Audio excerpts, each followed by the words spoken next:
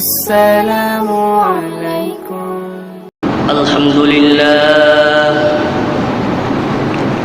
الحمد لله نحمده ونستعينه ونستغفره ونعوذ بالله من شرور أنفسنا ومن سيئات أعمالنا من يهدي الله فلا مضل له ومن يضلله فلا هادي له ونشهد أن لا إله إلا الله وحده لا شريك له ونشهد أن سيدنا ومولانا محمدا عبده ورسوله الذي أرسله بالحق بشيرا ونذيرا وداعيا بإذنه وسراجا منيرا أما بعد فأعوذ بالله من الشيطان الرجيم بسم الله الرحمن الرحيم قوا أنفسكم وأهليكم نارا وقودها الناس والحجارة وقال النبي صلى الله عليه وسلم أهل القرآن هم أهل الله وخاصة اللهم صل على محمد وعلى آل محمد كما صليت على إبراهيم وعلى آل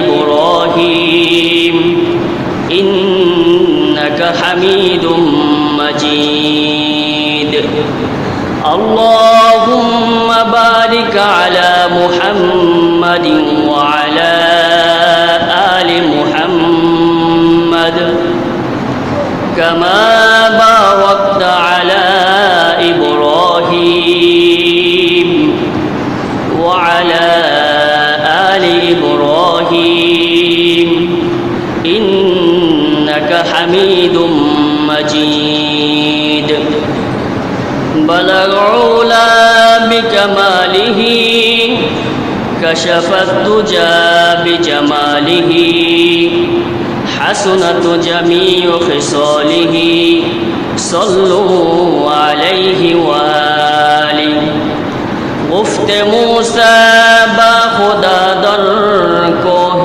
طور گفت محمد با خدا در عرش نور بلغ علا بکماله کشف الدجى بجماله حسنت جميع خصاله صلوا عليه وآله मोहतरम मुअज़्ज़ज़ मुसल्ली इकराम আল্লাহ পাক রব্বুল আলামিনের দরবারে লাখ কোটি শুকর গুজার যে মহান রব্বুল আলামিন আমাদেরকে পবিত্র সালাতুল জুমাকে আদায় করার জন্য দুনিয়ার সর্বশ্রেষ্ঠ জায়গা আল্লাহ তাআলার সবচেয়ে প্রিয় জায়গা আল্লাহর রাসূলের সবচেয়ে প্রিয় জায়গা আমাদেরকে আল্লাহ পাক নিয়ে এসেছেন এই জন্য সেই মহান রব্বুল আলামিনের দরবারে আমরা শুকরগুজার হই আলহামদুলিল্লাহ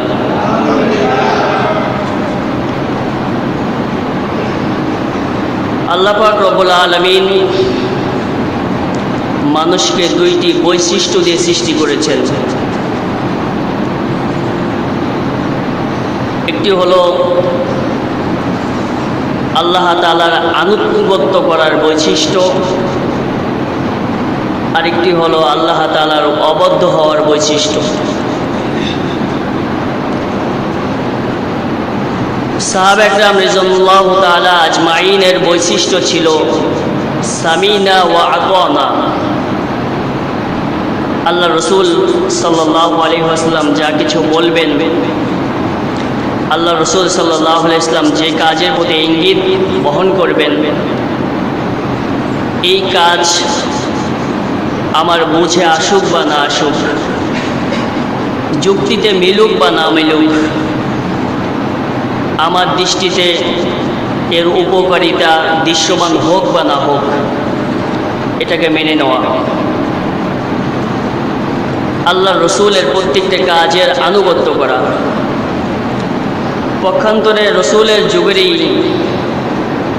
যেই সমস্ত লোকজন ইমানের নূরে আলোকিত হতে পারেন নাই, তাদের বৈশিষ্ট্য ছিল সামি'না ওয়া আসাইনা। আল্লাহ রসুল সাল্লাল্লাহু আলাইহি ওয়াসাল্লাম যা কিছু বলবেন, যে সমস্ত কাজের প্রতি ইঙ্গিত বহন করবেন, অথবা যে সমস্ত কাজের প্রতি আল্লাহ রসুল সাল্লাল্লাহু আলাইহি ওয়াসাল্লাম আদেশ করবেন, তার অবাধ্যতা করা। আজকে সমাজের দিকে যদি আমরা তাকাই, এই দুই বৈশিষ্ট্যর মাঝে পরবর্তী যে বৈশিষ্ট্যটা সামিনা ও আসাইনা, এই বৈশিষ্ট্যের মানুষই সবচেয়ে বেশি।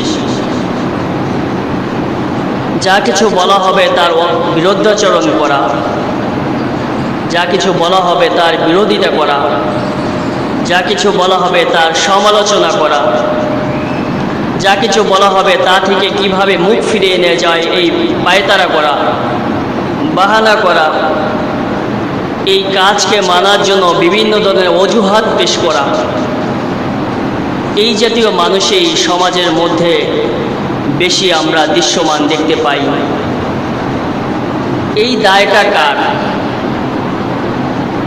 আজকে সন্তান তার বাবার কথা শোনে না, মা মেয়ের কথা শোনে না,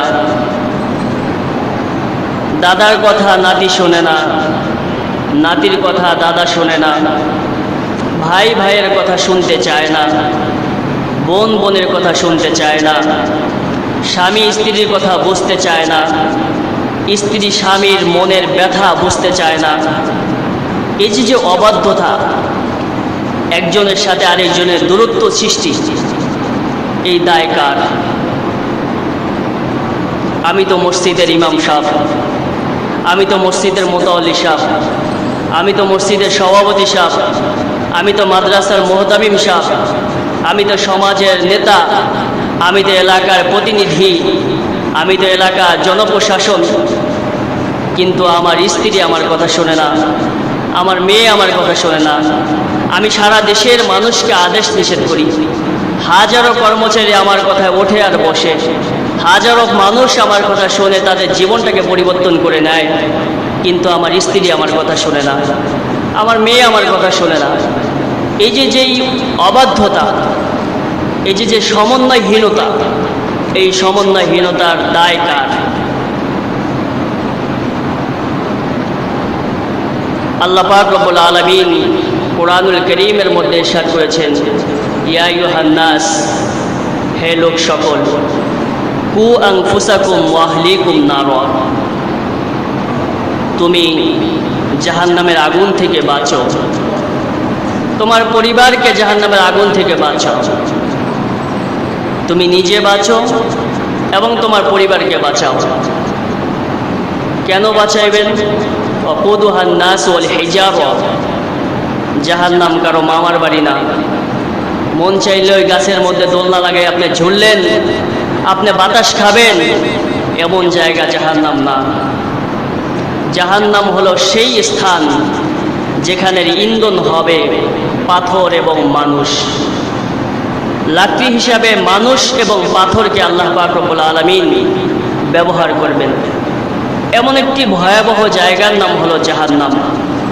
এজন্য মানুষকে আল্লাহ পাক রব্বুল আলামিন সাবধান করে বললেন, কু আনফুসাকুম, তুমি তোমার নফসকে বাঁচাও এই জাহান্নাম থেকে, ওয়া আহলিকুম নারা, এবং তোমার পরিবারের লোকদেরকে এই জাহান্নামের আগুন থেকে বাঁচাও।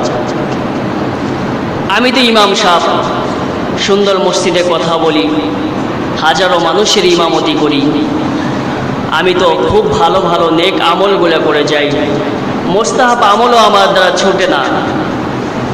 আমি তো মসজিদের সভাপতি সাহেব, সামনের কাতারে নামাজ পড়ি। আমি তো মসজিদের মুতাল্লি সাহেব, আমি তো সামনের কাতারে নামাজ পড়ি। আমি তো জাহান্নাম থেকে বেঁচে গেলাম, কিন্তু আমার পরিবার আমি কতটুকু বাঁচাইতে পারলাম? যদি আমি নিজে জাহান্নাম থেকে বাঁচি, আমার পরিবারকে যদি জাহান্নাম থেকে বাঁচাইতে না পারি, তাহলে কু আনফুসাকুম, আমি নিজে জাহান্নাম থেকে বাঁচলাম, আয়াতের এক অংশ, একটি জুস আমি মানলাম। ওয়া আহলিকুম নারা, আমার পরিবারকে যদি আমি জাহান্নাম থেকে বাঁচাইতে না পারি, তাহলে আমি আয়াতের আরেকটি অংশ ছেড়ে দিলাম। আয়াতের একটি অংশ আমার দ্বারা আমল হলো, আয়াতের আরেকটি অংশ আমার দ্বারা আমল হলো না, ছুটে গেল। ঈমানদার তো সেই ব্যক্তি যে পরিপূর্ণ আয়াতের উপর আমল করতে পারে।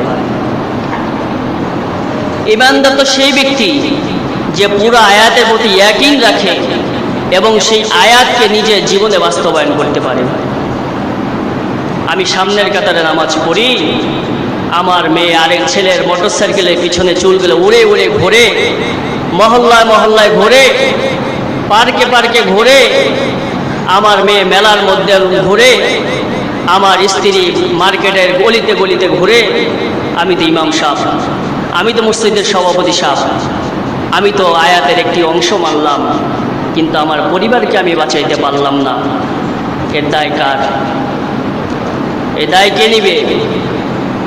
এই দায় আমি আমার পরিবারের অভিভাবক, আমাকেই নিতে হবে। এই দায় এড়ানোর দুনিয়াতে বিভিন্ন যুক্তি আপনার কাছে থাকতে পারে, কিন্তু কাল কিয়ামতের ময়দানে আপনার এই যুক্তির কোনো ভ্যালু থাকবে না। এই জন্য আমি যতটুকু আমল করতে পারলাম, আমি আল্লাহকে যত স্বীকার করতে পারলাম, রসুলের তরিকা অনুযায়ী আমি যতটুকু চলতে পারলাম, আমি রসুলের যতটুকু আনুগত্য করতে পারলাম, আমার জন্য ফরজ হলো, আমার জন্য ইমানি দায়িত্ব হলো, অতটুকু আমলের দাওয়াত আমার পরিবারকে দিতে হবে। আপনি যুক্তি খাড়া করবেন, ছেলেটাকে আমার কথা শোনে না, মেয়ে আমার কথা শোনে না, স্ত্রী আমার কথা শোনে না, আমি আপনাকে বলবো আপনি ব্যর্থ অভিভাবক। ছেলেকে কিভাবে কথা বলতে হবে, মেয়ের সাথে কিভাবে কথা বলতে হবে, স্ত্রীর সাথে কিভাবে কথা বলতে হবে, আল্লাহ পাক রব্বুল আলামিন কুরআনুল কারীমের মধ্যে এই দৃষ্টান্ত বর্ণনা করেছেন এবং এই ঘটনাকে বাস্তবে রূপ দিয়ে দুনিয়ার মানুষকে আল্লাহ তাআলা শিখিয়ে দিয়েছেন। সন্তানের সাথে তুমি কিভাবে কথা বলবা, স্ত্রীর সাথে তুমি কিভাবে কথা বলবা, তুমি তোমার মেয়ের সাথে কিভাবে কথা বলবা। আমাদের পিতা হযরত ইব্রাহিম আলাইহিস সালাতু ওয়াস সালামের উপর ওহী আসলো। ইব্রাহিম আলাইহিস সালাম স্বপ্ন দেখলেন তার ছেলেকে জবাই করতে হবে। ঘটনা আপনাদের মনে থাকারই কথা। নবীরা যদি কোনো স্বপ্ন দেখেন সেটাকে ওহী বলা হয়। নবীদের স্বপ্ন ওহী, এটা আকায়েদের কিতাবের মধ্যে আছে। এই কথাকে আমাকে বিশ্বাস করতে হবে। ইব্রাহিম আলাইহিস সালাম স্বপ্ন দেখলেন, সন্তানকে জবাই করলেন। স্বপ্ন দেখালেন কে? সৃষ্টিকর্তা মহান রব্বুল আলামিন ইব্রাহিমকে হুকুম করলেন তোমার সন্তানকে জবাই করো। সৃষ্টিকর্তার নির্দেশ, সন্তানকে জবাই করতে হবে। ইব্রাহিম আলাইহিস সালাম সাথে সাথে পারতেন তার খাদেমদেরকে দাওয়াত দিতে লেগেন, তোমরা রশি নিয়ে আসো, ছুরি নিয়ে আসো, হাত পাও বাঁধো, চোখের মধ্যে কাপড় বাঁধো, তাকে জমিনের মধ্যে শোয়ে যাইতে ধরো, আমি তার গলায় ছুরি চালাবো। আল্লাহ নির্দেশ দিয়েছেন সন্তানকে জবাই করার জন্য। ইব্রাহিম আলাইহিস সালাম পারতেন, কিন্তু ইব্রাহিম আলাইহিস সালাম কি করলেন? সন্তানকে ডাকলেন, ইয়া বুনাইয়া, হে আমার আদরের সন্তান, কলিজার টুকরা, ইন্নী আরা ফিল মানাম, আমি স্বপ্নে দেখলাম, আন্নী আসবাহুকা, আমি তোমাকে জবাই করতেছি। ফানজুর মাজা তারা, হে ব্যাপারে তোমার সাথে আমি পরামর্শ করতে চাই, তোমার মতামতটা কি? সন্তানকে মায়ার ডাকে ডাকলেন, ঘটনাটিকে বুঝাইয়া বললেন, সন্তানের মতামত চাইলেন। আজকে আপনার সন্তান আপনার কথা শোনে না। আপনি সন্তানকে ডাকেন, মায়ার ডাক দেন। অভিভাবক তো সে, অভিভাবকের দায়িত্ব সম্পর্কে আল্লাহ পাক রব্বুল আলামিন কোরআনুল কারীমের প্রথম আয়াত, প্রথম সূরাতুল ফাতিহার মধ্যে জাতিকে শিক্ষা দিয়েছেন। আলহামদুলিল্লাহি রাব্বিল আলামিন, সমস্ত প্রশংসা সেই মহান রব্বুল আলামিনের, যিনি সারা দুনিয়ার অভিভাবক। পরবর্তী দুই আয়াতে অভিভাবকের গুণাগুণ বর্ণনা করলেন। অভিভাবক কেমন হবেন? আর রহমানুর রহিম, অভিভাবক হবে দয়ালু। অভিভাবকের মনে ভরা থাকবে মায়া, দয়া, ভালোবাসা। মায়ার ডাকে সন্তানকে ডাকতে হবে। একটা গুণ, অভিভাবকের মায়া থাকতে হবে। ভালোবেসে সন্তানকে ডাকতে হবে, ভালোবেসে সন্তানকে শাসন করতে হবে। অভিভাবকের দ্বিতীয় গুণ হলো মালিকে ইয়াউমিদ্দিন, তুমি যদি আমার এই কথা না শোনো আমি কিন্তু বিচার করব। কিয়ামতের ময়দানে কিন্তু আমি তোমাকে বিচার করব। আল্লাহ তাআলা বলতেছেন, যখন আল্লাহ তাআলা মায়ার ডাকে উম্মতকে ডাকলেন, মায়ার ডাকে বান্দাকে ডাকলেন, বান্দা তৃতীয় আয়াতে উত্তর দেয়, ইয়্যাকা না'বুদু ওয়া ইয়্যাকা নাস্তাঈন, আমি আপনার অবাধ্য হব না, আমি আপনারও নাশুকরিয়া করব না। আপনি যা বলবেন, যেভাবে বলবেন আমি সেভাবেই চলব। তবে আপনার কাছে আমার একটি দোয়া আপত্তি হলো, ইহদিনাস সিরাতাল মুস্তাকিম, আমি যেন পথভ্রষ্ট না হয়ে যাই, আপনি আমাকে সঠিক পথে পরিচালিত করেন। আজকে আপনি আপনার মেয়েকে পায়ে ধরেন, হাতে ধরেন, সন্তানের পায়ে ধরেন, জাহান্নাম থেকে আপনার মেয়েকে বাঁচান। আজকে পায়ে ধরেন মেয়েকে যে বলেন, আম্মু আমি মসজিদের সামনের কাতারে নামাজ পড়ি, আল্লাহ পাক রব্বুল আলামিন আমাকে বাইতুল্লাহ নিয়ে গেছেন, হজে আসওয়াদ চুমু দেওয়ার মতো সৌভাগ্য আল্লাহ তাআলা আমাকে দান করেছেন। আমি কাবা ঘরের গিলাফকে ধরেছি, আল্লাহর ঘরে তওয়াফ করেছি, কাফনের কাপড়ের মতো 3টি কাপড় আমি ইহরাম পরেছি, আমি খালি মাথায় আল্লাহর দরবারে লাব্বাইক বলেছি। সমাজে মানুষ কত আমাকে সম্মান করে। তুমি এমন কোনো কাজ করো না যেই কাজের কারণে সমাজে মানুষ আমাকে তিরস্কার দেয়, যেই কাজের কারণে তুমিও চিরস্থায়ী জাহান্নামী হয়ে যাও, আমিও তোমার দায় এড়াইতে না পেরে আমিও যেন জাহান্নামী হয়ে যাই। এমন কাজ তুমি করো না। মেয়েটাকে বোঝান, হাতে ধরেন, পায়ে ধরেন। আজকে সমাজের প্রত্যেকটা পুরুষ, প্রত্যেকটা নারী বিপদগ্রস্ত, ভুল পথে পরিচালিত। এর দায় হলো আপনি অভিভাবক, আমি অভিভাবক আমার। আজকে পদে পদে মুসলমানদের ধোঁকা, পদে পদে মুসলমানদেরকে প্রতারণার শিকার। এর কারণ হলো আমি আমার পরিবারকে বুঝাইতে অক্ষম। আমার পরিবারকে বুঝাইতে হবে। প্রত্যেকটা বাবাই তার সন্তানকে ভালোবাসেন, প্রত্যেকটা বাবাই তার মেয়েকে ভালোবাসেন, প্রত্যেকটা স্বামী তার স্ত্রীকে ভালোবাসেন। যদি স্ত্রী স্বামীকে ভালো না বাসত, স্বামী যদি স্ত্রীকে ভালো না বাসত, তাহলে সেই স্ত্রীও মা ডাক শুনতে পাইতো না, আর সেই স্বামীও বাবা ডাক শুনতে পাইতো না। যেহেতু স্বামী বাবা ডাক শুনতে পায়, স্ত্রী মা ডাক শুনতে পায়, তাহলে বোঝা গেল দুই জনের মাঝে ভালোবাসা অবশ্যই আছে। যাকে আপনি ভালোবাসেন তাকে আপনি বুঝিয়ে বলেন, বুঝিয়ে বলেন, আপনার কথা সে মানবে। ইব্রাহিম আলাইহিস সালাম বুঝে সন্তানকে বললেন, ইন্নী আরা ফিল মানাম আন্নী আসবাহুকা ফানজুর মাজা তারা। হে আমার আদরের সন্তান, কলিজার টুকরা, আমি স্বপ্নে দেখলাম আল্লাহ তাআলা আমাকে নির্দেশ দিয়েছেন আমি তোমাকে জবাই করি। ফানজুর মাজা তারা, এ ব্যাপারে তোমার মতামত কি?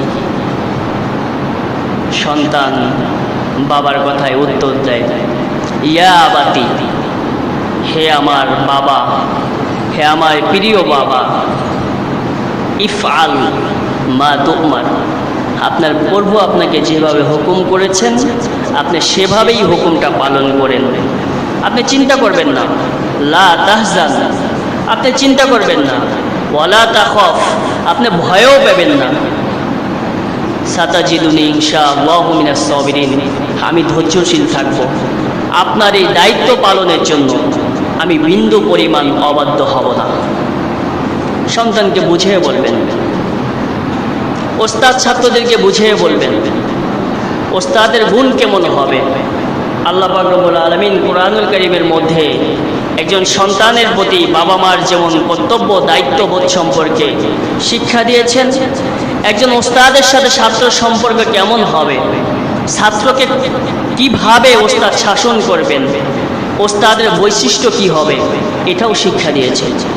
আল্লাহ পাক রব্বুল আলামিন কুরআনুল কারীমের মধ্যে বলেছেন, আর রহমান আল্লামাল কুরআন, রহমান সে যে কোরআন শিক্ষা দিয়েছেন। অর্থাৎ যিনি শিক্ষক হবেন, যিনি শিক্ষা দিবেন, তার বৈশিষ্ট্য হতে হবে রহমান, দয়ালু, মায়া করে দয়া করে ভালোবেসে ছাত্রকে শিক্ষা দিতে হবে। কিন্তু আমরা এই জিনিসগুলো বুঝি না। আমাদের এই না বোঝার কারণেই আজকে পরিবারের শান্তি নাই, ওস্তাদের সাথে ছাত্রের মিল নাই, স্বামীর সাথে স্ত্রীর মিল নাই, সন্তানের সাথে বাবার মিল নাই, মায়ের সাথে মেয়ের মিল নাই। একজন আরেকজনের বিরোধী, একজন আরেকজন বিরোধাচরণ করার মাঝেই যেন সফলতা মনে করেন। বুঝতে হবে আপনার মেয়েকে জাহান্নাম থেকে বাঁচান, আপনার ছাত্রকে জাহান্নাম থেকে বাঁচান, আপনার স্ত্রীকে জাহান্নাম থেকে বাঁচান, আপনার ছেলেকে জাহান্নাম থেকে বাঁচান, আপনি নিজে জাহান্নাম থেকে বাঁচেন।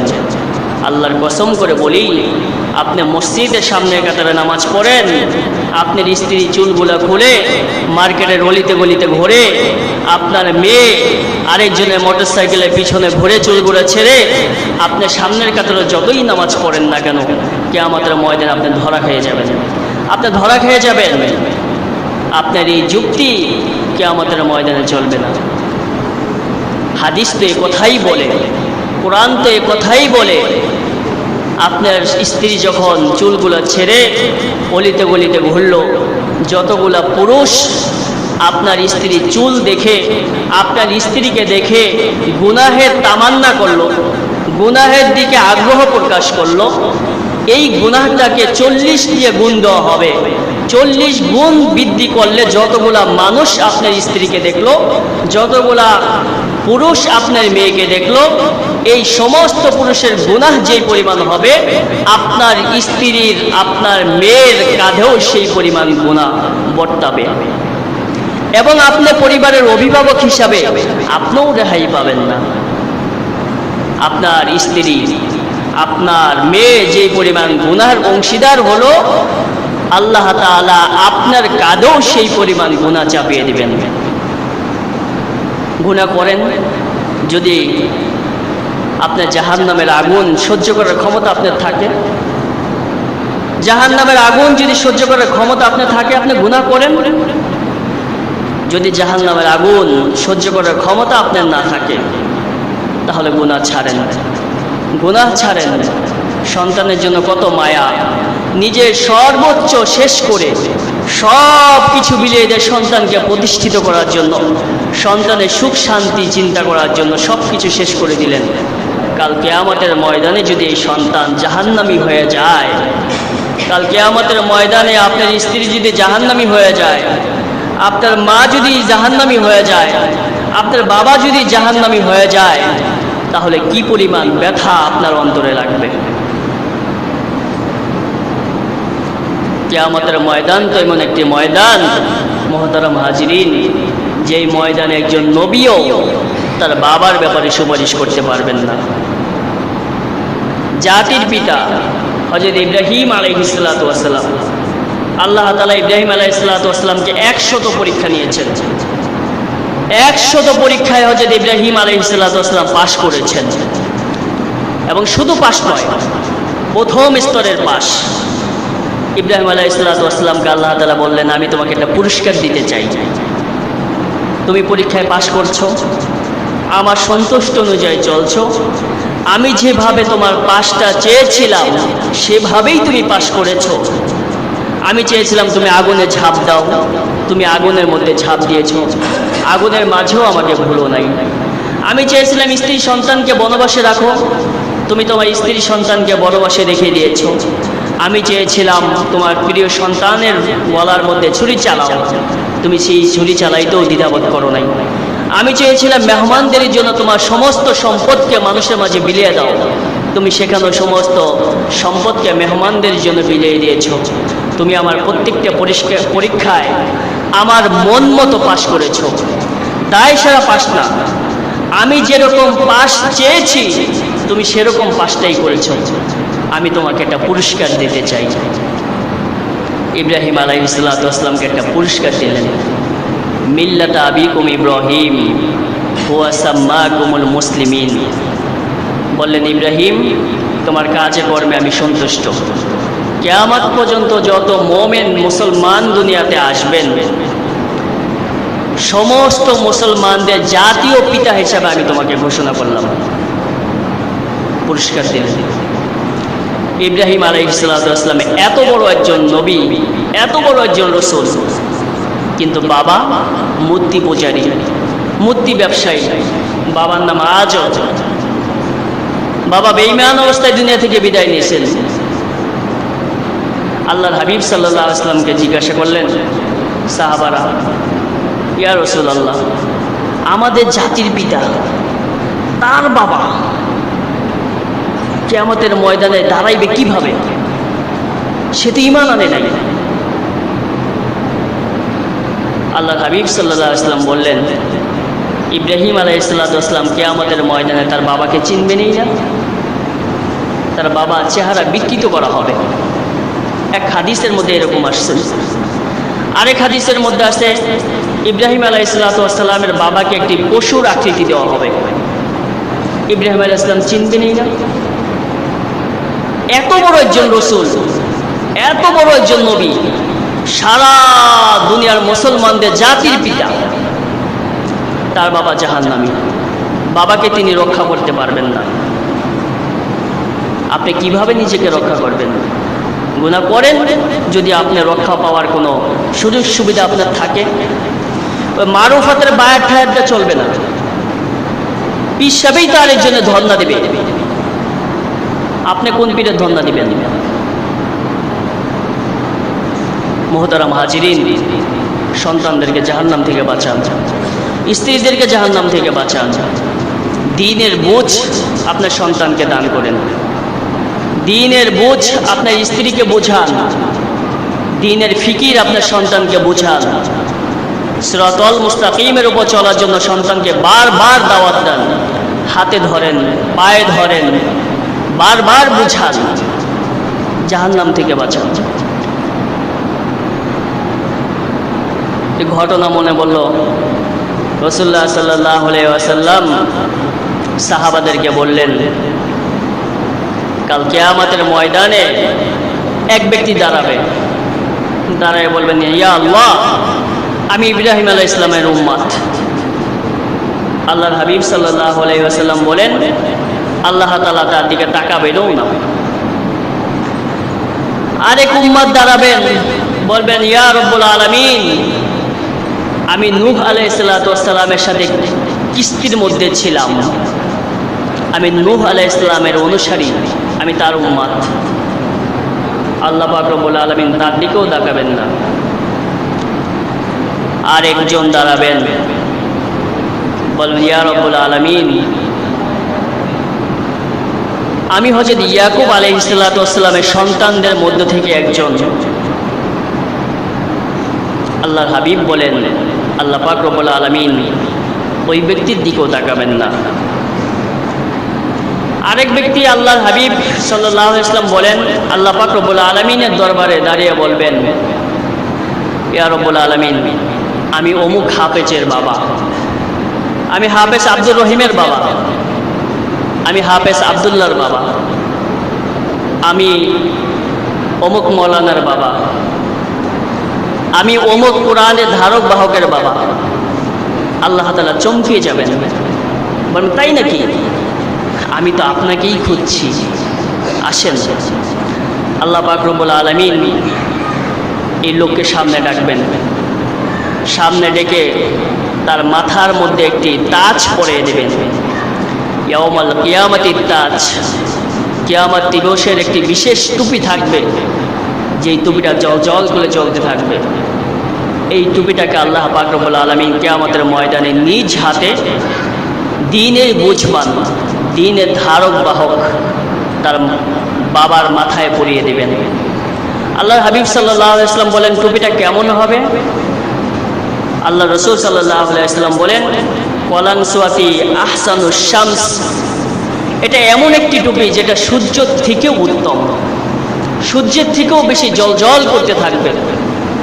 এমন একটি টুপি একজন হাফেজের বাবার মাথায় পরিয়ে দেবেন, একজন হাফেজের মায়ের মাথার মধ্যে পরিয়ে দেবেন, একজন কোরআনের ধারক বাহকের বাবার মাথার মধ্যে পরিয়ে দেবেন। যদি কোরআনের ধারক বাহকের বাবার মাথার মধ্যে টুপি পরিয়ে দেন, তাহলে যিনি এই কোরআনের ধারক বাহক তাকে কি করবেন? কেউ যদি ইবাদত বন্দেগী করতে করতে আল্লাহর অনেক বড় আবেদ হয়ে যায়, আল্লাহর হাবিব সাল্লাল্লাহু আলাইহি ওয়াসাল্লাম বলেন, হিসাব কিতাবের পরে যদি তার আমল নামা ভারী হয়, নেক আমলের পাল্লা যদি ভারী হয়, এই ব্যক্তিকে আল্লাহ পাক রব্বুল আলামিন নির্দেশ দেবেন, উদখুলুল জান্নাত, জান্নাতে চলে যাও। কিন্তু একজন হাফেজকে, একজন আলেমকে কি বলবেন? আল্লাহ পাক রব্বুল আলামিন তাদেরকে কাছে ডাকবেন, কাছে আসো, তাআল হুনা, আমার কাছে আসো। আল্লাহ পাক রব্বুল আলামিন বলবেন, ইশফা তুশাফা, তুমি সুপারিশ করো, কাকে কাকে নিয়ে তুমি জান্নাতে যেতে চাও, আমি মঞ্জুর করব। আল্লাহর হাবিব সাল্লাল্লাহু আলাইহি ওয়াসাল্লাম এই হাদিস বর্ণনা করার সময় বললেন, এভাবে হাফেজের বাবাকে, কোরআনের হাফেজ এভাবে হাত ধরে টাইনা টাইনা জান্নাতে নিয়ে যাবে। তোমার যা কেমন চায় তুমি তাকে নিয়ে যাও, ইশফা তুশাফা। যদি আপনাকে অনুমতি দেয় কিয়ামতের ময়দানে যাকে খুশি তাকে নিয়ে যাও, আপনি কারো বাদ দিবেন নাকি? কিছুদিন আগে প্রধানমন্ত্রী ঘোষণা করেছে 2500 টাকা করে দিবে গরিবদেরকে, মনে আছে আপনাদের ঘটনা? নিজের নাম 6 বার, বাপের নাম, মায়ের নাম, বোন নাম, স্ত্রীর নাম সবগুলো ঢুকাইয়া একদম 100 নামে যদি লিস্ট হয় তার এই 90 জন পাঠাই দিচ্ছে। প্রধানমন্ত্রী অনুমতি দিচ্ছে যে একটা লিস্ট দেন, টাকাগুলো পাঠাই দেব বিকাশে। নিজের নামে 4-5টা করে সিম কিনা কিনা বিভিন্ন নামে রেজিস্ট্রেশন করে পাঠাই দিচ্ছে। কিন্তু কিয়ামতের ময়দান যদি বলে কাকে কাকে নিতে চাও নিয়ে যাও, তাহলে বাবাকে নেবে, মাকে নেবে, মেয়েকে নেবে, বোনকে নেবে, ছেলেকে নেবে, সব আত্মীয়দেরকে নেবে। আপনাকে যদি অনুমতি দেওয়া হয়, আপনার যাও তো পরিচিত আছে, আপনি নিয়ে যাবেন। চরমনায় বিশ্বকে যদি বলে যে কাকে কাকে নিতে চাও নিয়ে যাও, ইশফা তুশাফা, বলবে সারা দেশে যত মুজাহিদ ভাইরা আছেন সবাই আসেন, আমার পিছনে পিছনে মিছিল নিয়ে চলে যাবে।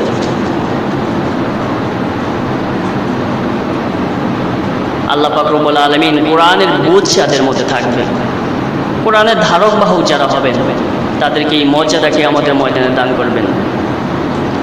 নিজেও জাহান্নাম থেকে বাঁচবে, কু আনফুসাকুম ওয়া আহলিকুম নারা, তার অধীনস্থ পরিবারের সদস্যদেরকেও জাহান্নাম থেকে বাঁচাবে। আমার সন্তানদেরকে বুঝাইতে হবে, কোরআন যেভাবে বুঝাইতে বলেছেন সেভাবে বুঝাইতে হবে।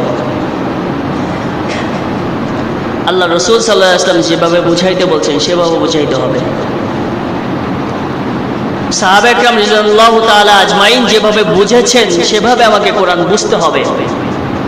সাহাবায়ে কেরাম যেভাবে কোরআনের প্রতি আমল করেছেন আমাদেরকে সেভাবে আমল করতে হবে, তাহলেই কেবল আমাদের জন্য সফলতা। আর যদি কোরআন আমাদের মন মতন আমরা বুঝি, আমাদের মত মতন কোরআনকে বানিয়ে নেই, তাহলে আল্লাহর হাবিব সাল্লাল্লাহু আলাইহি ওয়াসাল্লাম কিয়ামতের ময়দানে আমাদের জন্য তুশাফা হবেন না, আমাদের জন্য সুপারিশকারী হবেন না। আল্লাহ পাক রব্বুল আলামিন সারা দুনিয়ার উম্মতে মুসলিমাকে সহি বুঝ দান করুক, আমাদের সন্তানগুলাকে কোরআনের বোঝ দান করুক, আমাদের মেয়ে, আমাদের মা, আমাদের স্ত্রীদেরকে সিরাতাল মুস্তাকিমের উপর চলার তৌফিক দান করুক। আমরা যেন দুনিয়াতে ও আখিরাতে কল্যাণকামী হতে পারি, দুনিয়াতেও যেন সফলকাম হতে পারি, কাল কিয়ামতের ময়দানেও যেন আমরা সফলকাম হতে পারি। আল্লাহ তাআলা আমাদেরকে তৌফিক দান করুক। আজকে বিভিন্ন ধরনের ধোঁকা মুসলমানদেরকে দেওয়া হচ্ছে। নারী অধিকারের নামে নারীদেরকে অর্ধলঙ্গ করে রাস্তায় বের করে দেওয়া হচ্ছে। যুবক যুবতীকে বিশ্ববিদ্যালয়ে পড়ুয়া যুবক যুবতীদেরকে অবৈধ মেলামেশার বৈধতা দেওয়ার হাইকোর্টে পায়তারা চলছে, রিট করা হচ্ছে।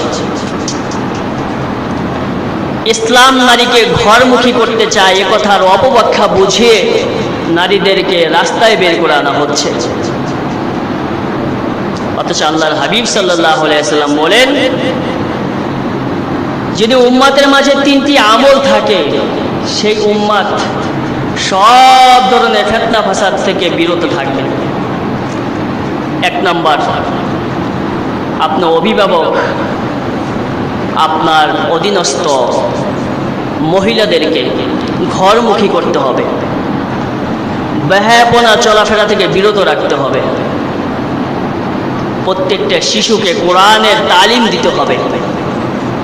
3 নম্বর, প্রত্যেকটা আকেল বালেক যুবক এবং বৃদ্ধকে মসজিদমুখী করতে হবে।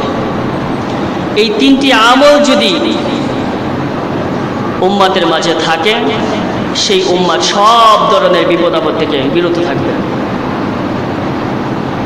সব ধরনের ফিতনা ফাসাদ থেকে বিরত থাকবেন।